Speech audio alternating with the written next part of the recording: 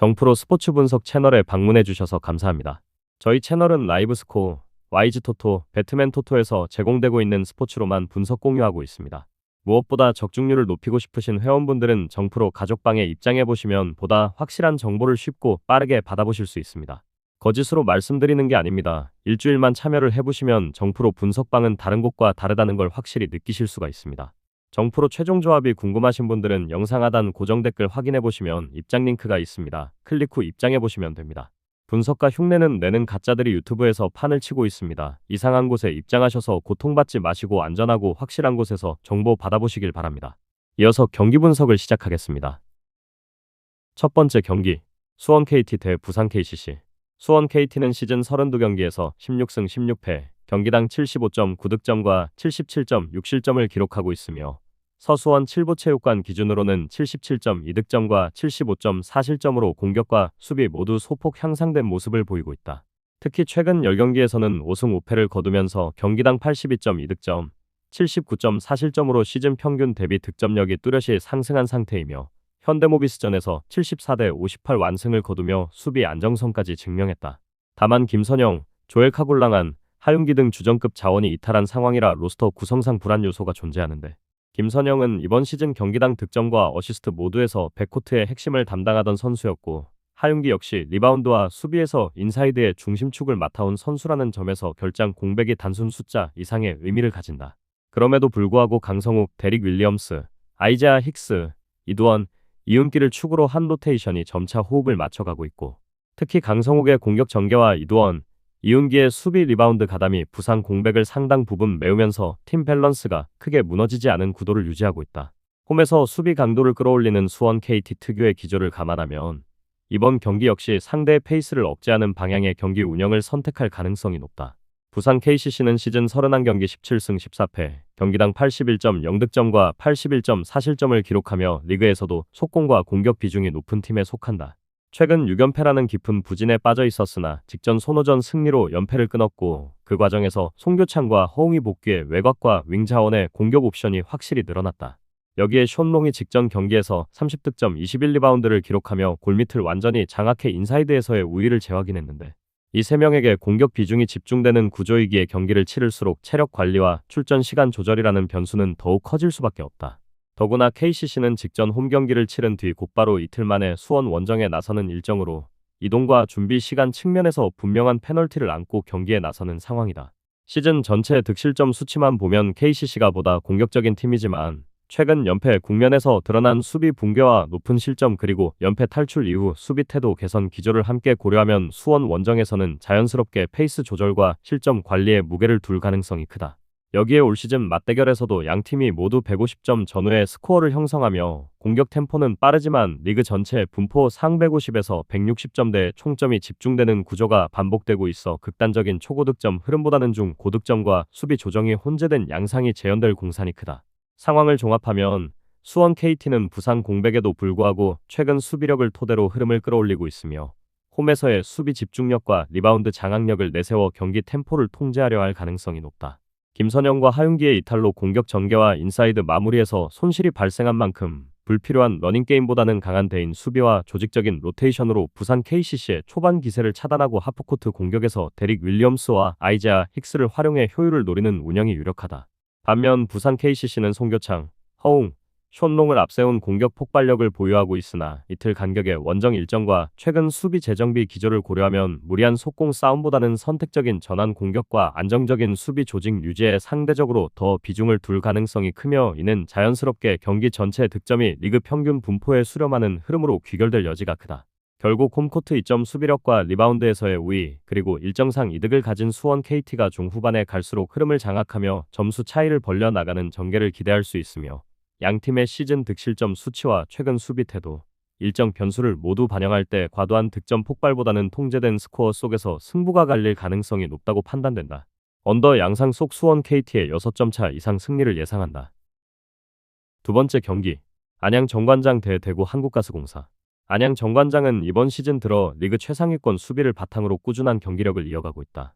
전체 31경기에서 20승 11패를 기록하며 리그 상위권을 지키고 있으며 평균 득점 74.3점, 평균 실점 71.2점으로 공격보다는 수비 안정성을 앞세운다. 특히 홈에서는 10승 5패로 원정보다 훨씬 단단한 경기 운영을 보이고 있으며 평균 실점은 69점에 불과하다. 이 팀은 홈에서 페이스를 조절하며 상대의 리듬을 차단하는 능력이 탁월하고 공격이 막히는 상황에서도 수비 집중력으로 경기의 흐름을 통제하는 특징이 있다. 최근 전주 디비전에서 다소 공격 효율이 떨어지며 패배했으나 이는 상대의 리바운드 우세에 따른 리듬 붕괴 영향이 컸다.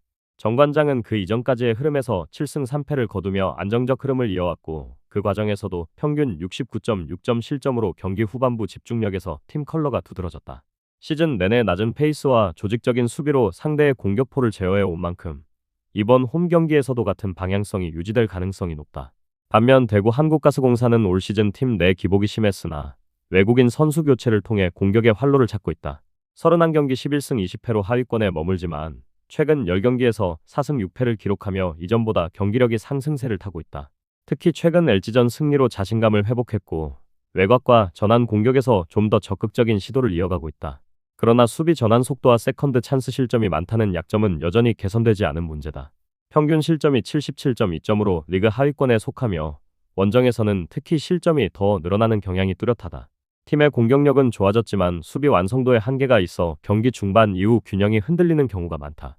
최근 상대 전적에서도 정관장에게 3번 모두 패했으며 3경기의 평균 점수가 77점 실점으로 일관되었다는 점은 정관장의 수비 패턴에 계속 막혀왔음을 시사한다. 이번 경기에서도 체력적인 불리함이 예상되는 상황이기에 초반에는 공격적으로 밀고 나올 가능성이 높지만 후반부 수비 집중도에서는 불안 요소가 크다. 이러한 상황을 종합하면 경기는 한정된 득점 공간 안에서 팽팽한 흐름으로 진행될 가능성이 높다. 정관장이 경기 템포를 늦추는 스타일을 유지할 경우 총득점은 낮게 형성될 비율이 높고 가스공사는 외국인 선수 중심의 공격에 의존하는 과정에서 효율이 일관되지 못할 가능성이 있다. 양팀 모두 최근 맞대결에서 140점대 초중반의 총득점을 형성해왔던 점을 고려할 때 이번 경기 역시 수비 중심의 전개 속에서 득점 폭이 크지 않을 전망이다. 정관장이 홈의 이점을 바탕으로 경기 초반 리드를 잡고 이후 수비 집중력을 바탕으로 점수를 관리하는 그림이 유력하다. 가스공사가 전반 초반 속공으로 흐름을 흔들 수는 있겠으나 경기 후반 리바운드와 세트 수비 집중력에서 정관장의 경험이 빛을 발할 것으로 보인다. 따라서 이번 경기는 접전 양상 속에서도 정관장이 전술적 안정성과 수비 조직력을 앞세워 근소한 차이로 승리를 가져갈 가능성이 높다. 언더 양상 속 안양 정관장의 5점 차 이내 승리를 예상한다. 세 번째 경기, BNK썸 대 하나은행. BNK썸은 최근 들어 전반적인 경기 리듬을 꾸준히 끌어올리며 리그 중위권 경쟁 구도를 지키고 있다. 시즌 중반부로 접어든 시점에서 팀은 확실한 색깔을 가져가기 위해 경기 운영 리듬을 안정적으로 유지하는 데 집중하고 있다.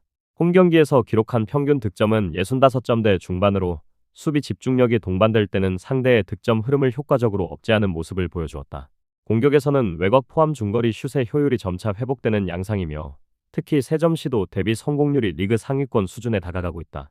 다만 후반전 리드 유지 능력에서 약간의 기복을 드러내며 접전 상황에서 마무리 능력이 과제로 지적되고 있다.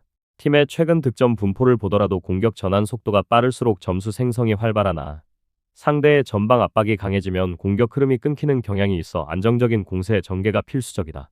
홈 환경에서 보여준 공격 전개력은 시즌 평균 이상을 유지하고 있으나 리바운드 전에서의 세컨드 찬스 확보율이 아쉬워 높은 효율의 공격 루트를 지속하기엔 다소 불안한 측면이 있다.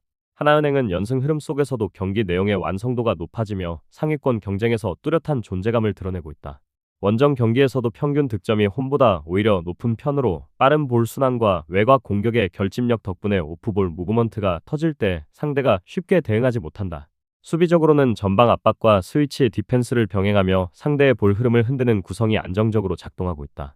최근 들어 실점 억제력이 돋보이는 것은 팀 내 수비 밸런스가 고르게 작용하고 있는 결과로 평가된다. 특히 경기 후반부에 들어서도 체력 부담이 상대적으로 적어 종료 직전까지 수비 조직력이 유지되고 있다. 이러한 흐름은 공격 전환 상황에서 더욱 시너지 효과를 만들며 원정에서도 비교적 꾸준한 마무리 능력을 유지하고 있다. 실점보다 득점 효율이 높은 구성을 이어나가는 가운데 상대가 속공이나 외곽 중심의 득점 노선을 선택할 경우에도 빠른 전환으로 대응하며 중심축 안정감을 유지하는 점이 강점으로 꼽힌다. 이번 대결은 팀 스타일상 큰 점수 차로 균형이 무너지기보다 치밀한 수비전과 효율적인 공격 전개가 공존하는 흐름으로 이어질 가능성이 높다. BNK썸은 홈 경기 특유의 수비 집중도를 기반으로 초반 주도권을 잡을 가능성이 있으며 하나은행은 꾸준한 외곽 중심의 공격 전개로 이를 상쇄하려 할 것이다. 두 팀 모두 득점력이 일정 수준으로 유지될 것으로 보이나 상대 수비의 집중도가 강해지는 시점에서는 속공보다는 세트 오펜스로의 전환이 많아질 전망이다. 승패 향방은 후반부 리바운드 집중력과 3점 성공률의 변동에 달려 있으며 각각의 팀이 가져갈 리듬 전개 속에서 마지막까지 미세한 점수 차로 이어질 공산이 크다. 결과적으로 공격 흐름이 활발히 이어지는 오버 양상 속 부산 BNK 썸의 5점 차 이내 패배를 예상한다. 다음 경기 분석에 앞서 여러분들에게 조금이나마 도움이 되고 빠르게 정보를 받아보실 수 있는 곳을 마련해 두었습니다.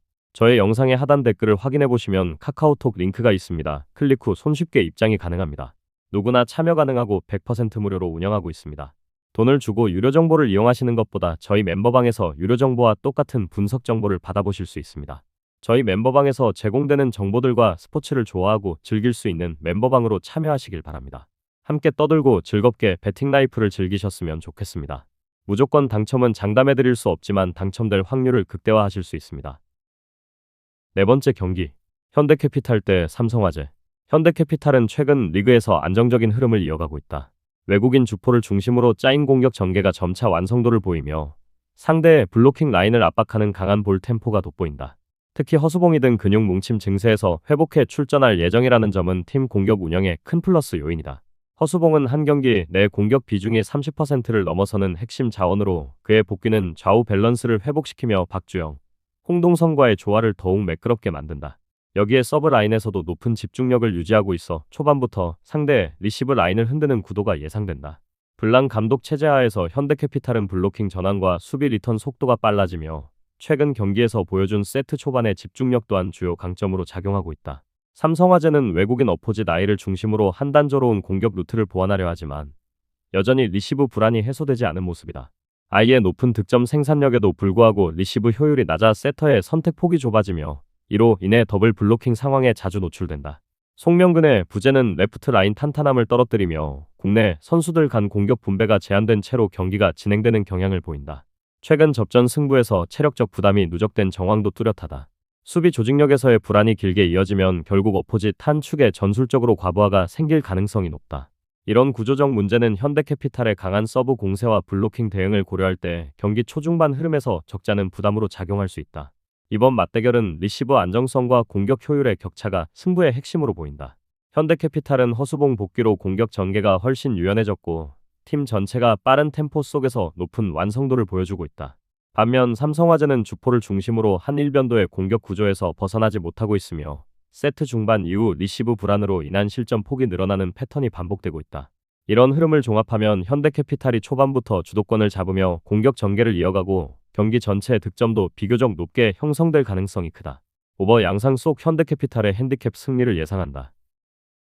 다섯 번째 경기, 흥국생명 대 한국도로공사. 흥국생명은 이번 시즌 김연경의 은퇴 이후에도 팀 전체적인 구조를 빠르게 안정시켰다.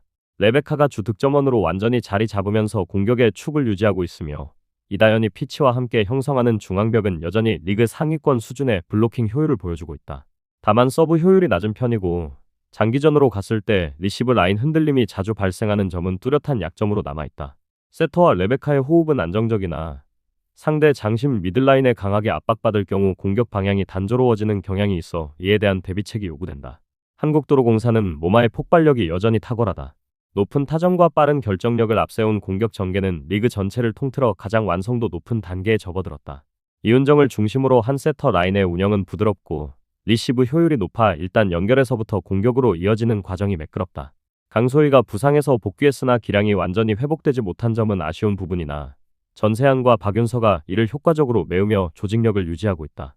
전체적으로 도로공사는 수비 안정과 리드 상황에서의 응집력이 모두 뛰어나며 경기 초반 주도권을 잡았을 때 경기 운영 능력이 상당히 우수한 편이다. 양 팀의 전력을 비교하면 흥국생명의 블로킹 라인은 도로공사의 빠른 전환 속도에 어느 정도 대응할 수 있으나 장기 랠리 구도에서는 공격 효율 차이가 점차 벌어질 가능성이 높다. 특히 모마의 고른 득점 분포는 레베카 중심의 단일 공격 루트보다 변칙성과 지속력 면에서 더 안정적이다.